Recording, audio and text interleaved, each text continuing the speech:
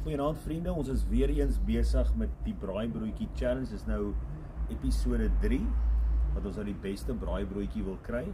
En my vrou hou aan dat my braaibroodjies is nog net nie waar dit moet wees nie. Ons het nou Woolworths kaas gebruik, soos almal nou maar sê ons moet gebruik. So ons gaan nou kyk hoe hy vanaand uitkom. Ek kan nie wag om hierdie ouetjie te proe nie. Ek het regtig al die beste braaibroodjies gebruik, maar sê wat jy wil. Ok, julle, die braaibroodjies is klaar en ek moet sê hierdie ouetjie lyk baie donkerder as die vorige een. My vrou sê mos die braaibroodjie moet 'n kleur hê. So ek verstaan dit, solank die kaas net en die tomatie en natuurlik die eie lekker gesmelt is en sag gekook is. Ek gaan hom sny. Hy moet puffy wees en ek kan voel hy is.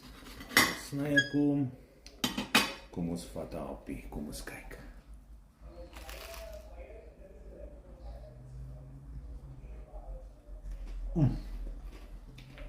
Kyk net na, vriende. Dit is hoe 'n braaibroodjie moet wees. Ek gaan nog 'n happie vat nog voordat jy aan hom kom.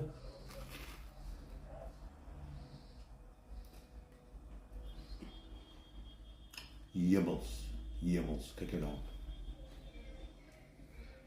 Derde probeerslag, ek dink ons het hom.